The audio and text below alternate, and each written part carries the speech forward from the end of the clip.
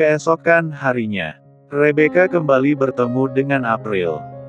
Keduanya terpaku saling menatap tanpa kata. Yunika membuyarkan keduanya. Rebecca ingin sekali memeluk April, tapi dia sungguh merasa tak pantas meski hanya untuk sekedar memeluknya, dan memanggilnya anakku. April tersenyum. Dia berjalan mendekat dan memeluk Rebecca terlebih dahulu. "Mama," bisik April di telinga Rebecca. Air mata Rebecca tumpah ruah. Betapa anak yang dia telantarkan, yang dia buang kini dengan lapang dada memeluk dan memberinya senyuman. "Maafkan Mama," desis Rebecca lemah dengan wajah dan tangisnya yang pilu.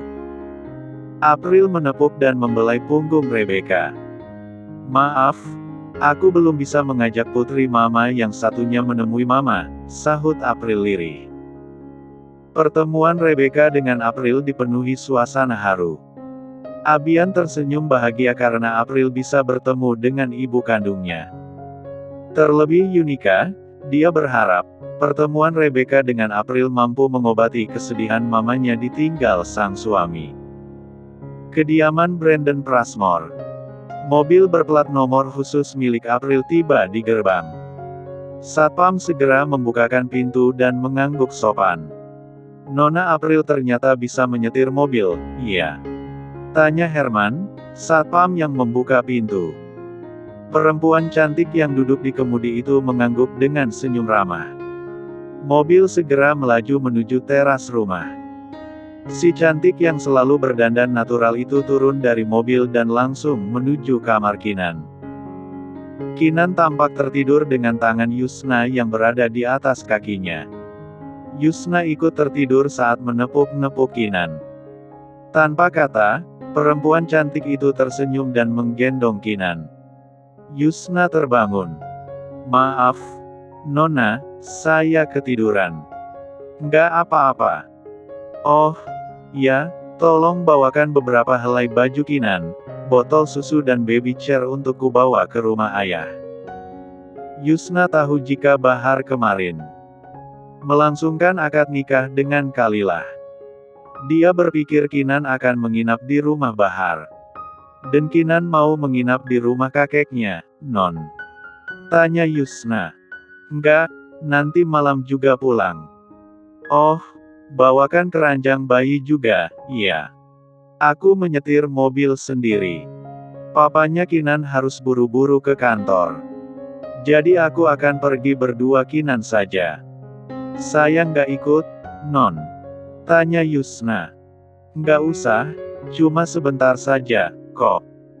Yusna mengernyit heran tapi dia tetap patuh pada ucapan Nona di hadapannya.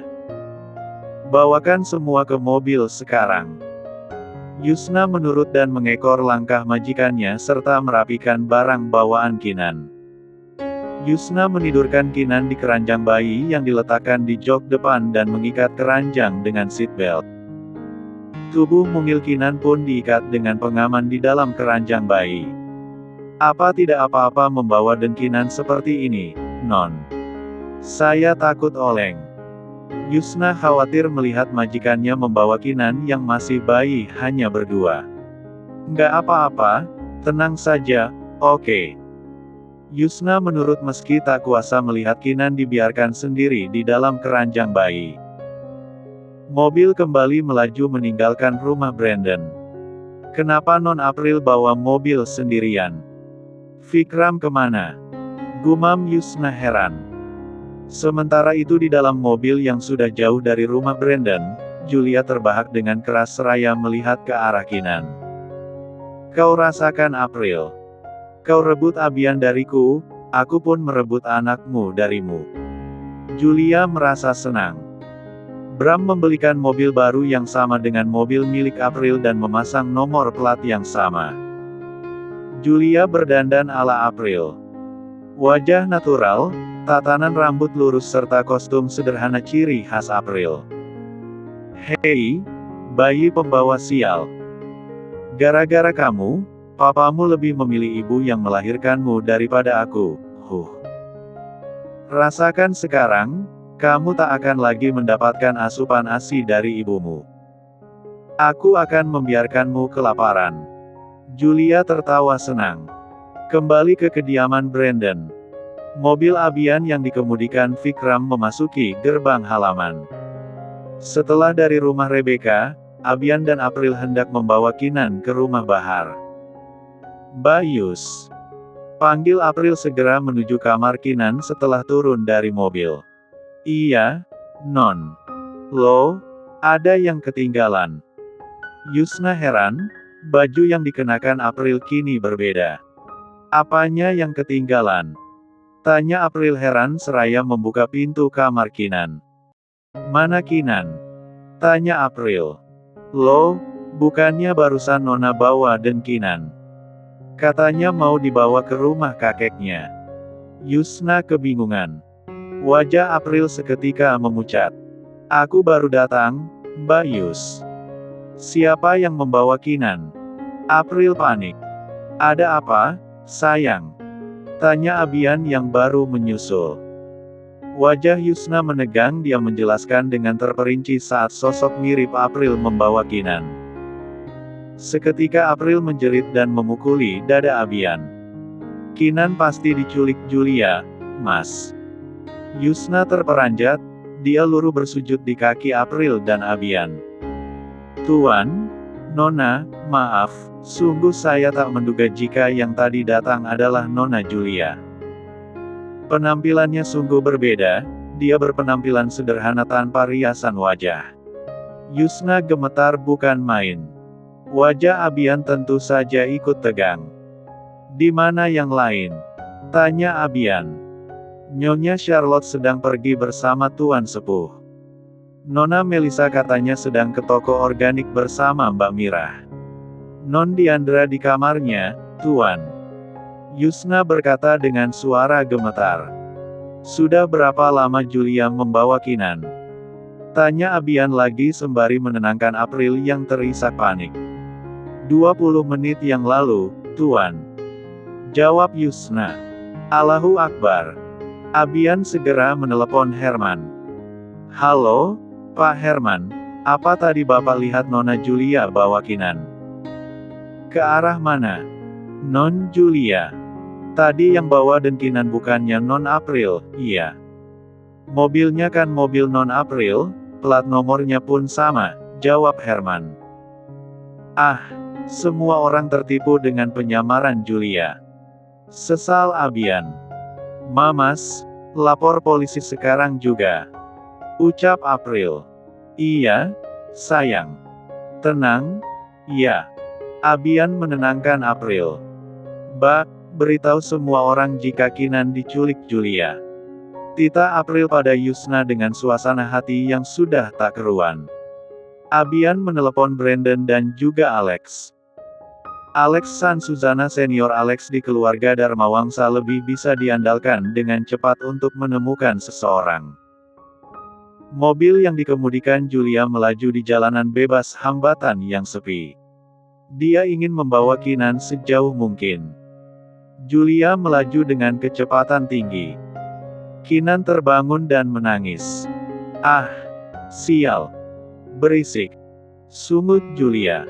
Ponsel Julia berdering. Bram meneleponnya. Halo, aku sudah dekat, tinggal melewati jembatan sebelum tikungan. Tunggu aku di villa. Aku berhasil membawa anak sial April. Ucap Julia. Apa yang kamu kejar, Julia? Masih ingin merebut Abian dari April. Aku bisa memanjakanmu dengan uangku. Sahut Bram dari seberang telepon. Uangmu tidak sebanyak Abian. Jawab April. Kinan menangis semakin keras. Berisik sekali bayi ini. Dengus Julia seraya meletakkan ponsel di dashboard dengan posisi masih melakukan panggilan. Julia mengambil dot berisi sufor hangat yang sudah disiapkan Yusna lalu menjejalkannya ke mulut Kinan. Diam. Sentak Julia.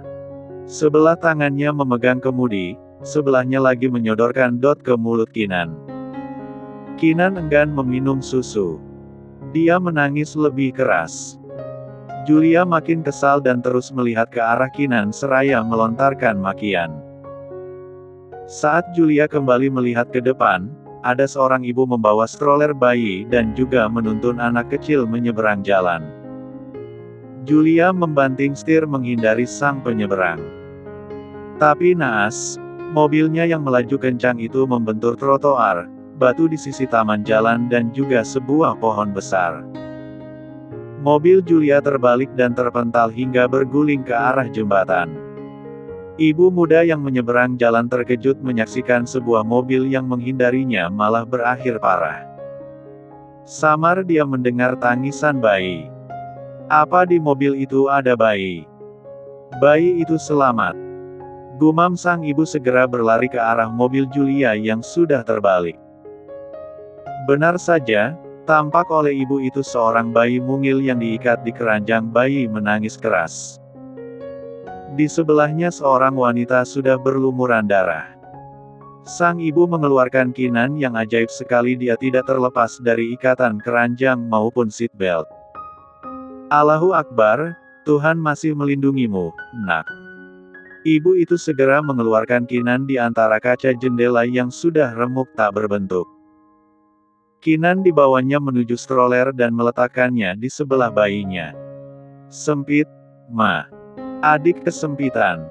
Sahut anak sang ibu yang berusia 7 tahun. Kasihan dedek bayinya. Kamu jagain sebentar, Mama harus melihat ibunya adik ini. Ibu itu kembali ke mobil karena tadi dilihatnya Julia masih mengerang kesakitan. Kinan masih saja menangis keras. Ish, ganggu saja. Adikku nanti bangun, tahu. Gerutu anak lelaki tersebut. Dilihatnya mamanya hendak mengeluarkan Julia tapi sedikit kesusahan. Lalu anak itu memekik saat percikan api menyala dari mobil. Mama, adik bangun. Teriak anak tersebut menggendong adiknya menghampiri sang mama. Naas, saat anak itu berjalan menuju sang mama, mobil meledak saat itu juga. Kobaran api melahap keempat orang yang berada di dekat mobil, menyisakan tangis Kinan yang semakin keras karena ledakan mobil. Asap hitam mengepul, jalanan tetap hening. Hanya tangis Kinan yang menyayat hati yang masih terdengar. Tak berlangsung lama, seorang wanita gila melewati lokasi kejadian. Dia tertawa dan berlari mendengar tangis bayi. Pakaiannya kumal dan rambutnya tampak sangat semrawut. Anakku. Anakku, kau pulang, nak. Wanita gila itu lekas menggendong Kinan dan menendang stroller hingga jatuh melewati pembatas jembatan. Stroller jatuh ke sungai dan Kinan dibawa pergi oleh wanita gila tersebut yang tidak peduli dengan mobil yang terbakar tak jauh dari sana. Wanita gila bernama Nenden itu membawa Kinan jauh dari tempat kejadian, menyusuri jalanan bebas hambatan yang sepanjang kanan kirinya adalah sungai serta pepohonan. Sungguh dia tampak senang menggendong Kinan. Hingga dia tiba di jalanan yang ramai. Bis antar kota berseliweran. Tangis Kinan mereda. Nenden tampak terburu-buru masuk sebuah minimarket. Anakku kelaparan. Anakku kelaparan.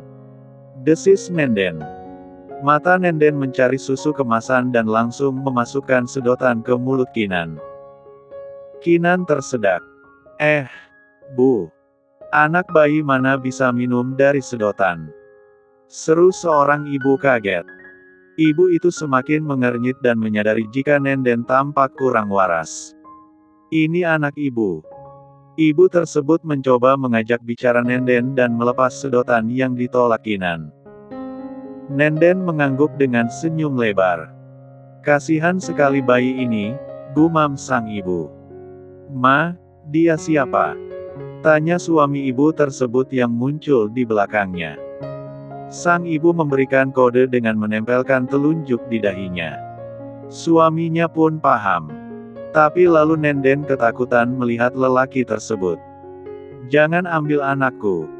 Kau biadab. Seru Nenden dengan memeluk Kinan erat dan mata berkilat. Aku. Lelaki itu menunjuk dirinya sendiri. Kinan berontak karena sesak di pelukan Nenden. Si ibu merasa kasihan. Dia menggamit lengan Nenden, membelikannya dot baru dan sufor lalu meminta pelayan minimarket mencuci dot dengan air panas di wastafel serta membuatkan susu. Anehnya Nenden seolah tahu jika ibu tersebut hendak membantunya. Nah, minum ini ya anaknya. Sang ibu memberikan dot pada Kinan. Seketika tangis Kinan berhenti dan mengisap dot dengan cepat serta kuat. Nenden tampak senang, tanpa mengucapkan terima kasih, dia keluar minimarket dengan riang.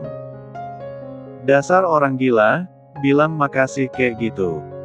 Celetuk suami sang ibu. Bapak nih samaannya. Mana dia paham cara berterima kasih. Tadi bayinya dijejelin sedotan susu kemasan. Ya bayinya nangislah.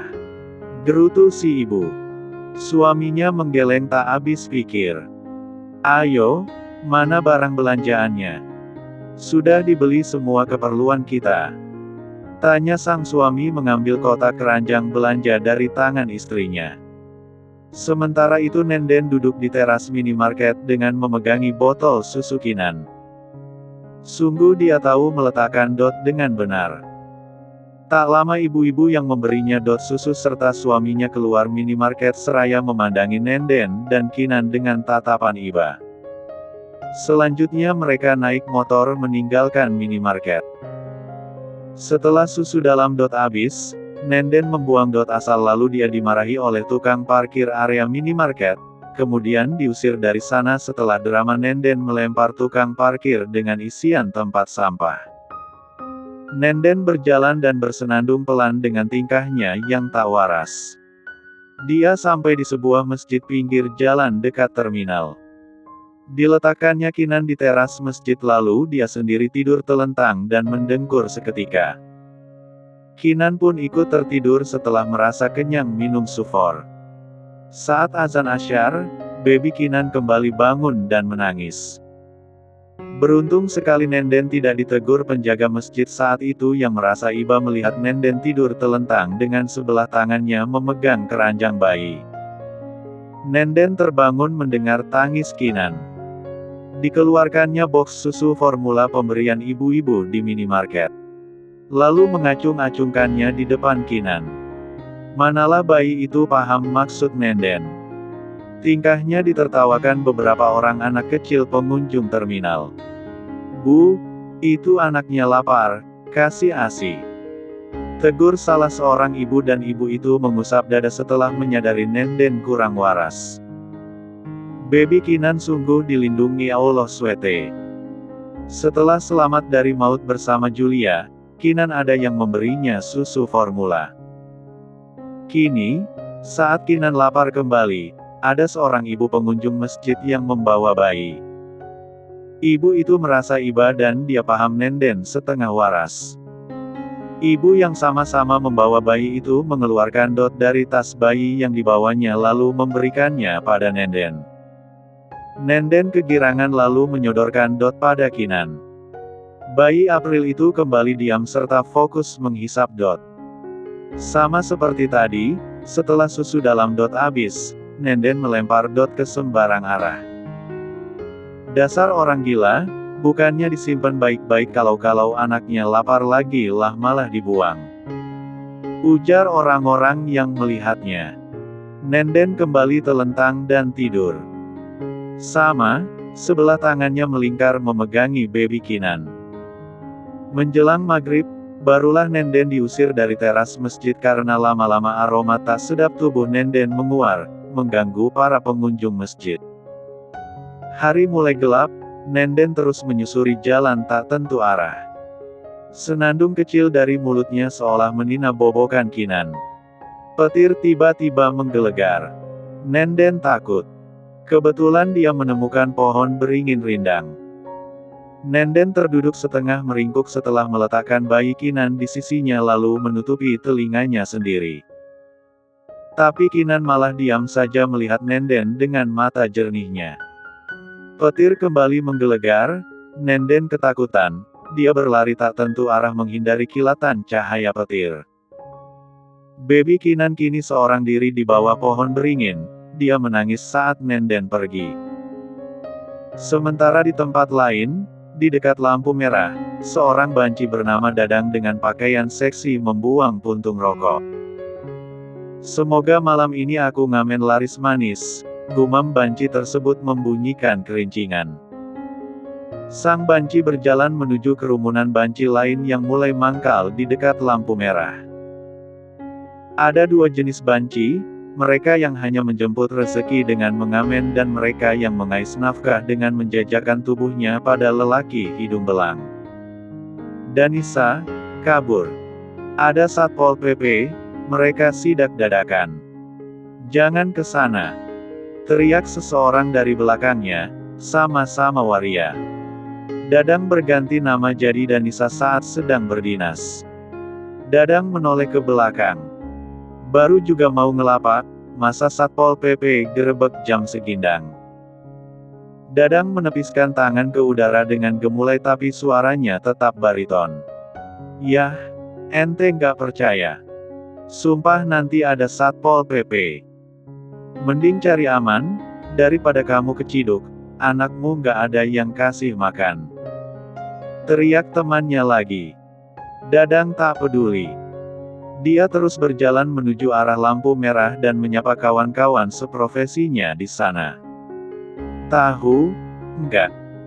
Semalam Akika dibawa aki-aki ke kontrakan sepetak doang, iu nggak modal kupikir itu aki-aki makek jasa Akika modal kos-kosan. Hotel bintang 3 ke minimal. Tahu nggak say, pas pulang itu si aki-aki kasih duit berapa se? Oce Irianti yang bernama asli Irwan. Berapa? Berapa?" tanya teman-temannya antusias. 10 jeti, buo. Gilingan gak sih, Nek? Langsung tuh duit Eike kirim buat emak di kampung, buat berobat bapak. Lumayan banget, kan? Dehem Irianti dengan centil dan menggemaskan. Dadang tersenyum. Irianti alias Irwan adalah teman seperjuangannya mencari rezeki. Karena Iriantilah dirinya berganti profesi menjadi waria saat malam. Saat para waria itu sedang berkumpul dan hendak berpencar, tiba-tiba terdengar suara sirine mobil patroli. "Oh my god, masih sore udah sidak aja. Baru juga mau cari duit." Irianti dan yang lainnya seketika kocar-kacir termasuk Dadang. Dadang merasakan gerimis kecil mulai turun, dia berlari sekuat tenaga agar tidak tertangkap dan tibalah Dadang ke tempat di mana Kinan menangis. Bayi. Ya salam, masih ada aja yang tega buang bayi. Manusia-manusia laknat memang ya kalian yang membuang bayi tak berdosa. Gerutu Dadang. Lelaki berpenampilan waria itu sibuk menoleh ke belakang dan Kinan. Akhirnya dengan cepat, Dadang membawa baby Kinan menuju rumahnya di gang-gang sempit pinggiran Jakarta. Setelah berhasil lolos dari kejaran Satpol PP, Dadang berhenti sejenak di dekat gardu Siskamling. Anehnya, tangis Kinan berhenti. Dia melihat Dadang dengan mata jernihnya. "Ya Allah, hari ini nggak jadi ngelapak, engkau malah memberikan rezeki lain, seorang anak bayi. Kasihan sekali kamu, Nak." Dadang tersenyum getir melihat bayi mungil yang berhidung bangir di pangkuannya. Dadang memutuskan kembali ke rumah, dia menyusuri gang demi gang.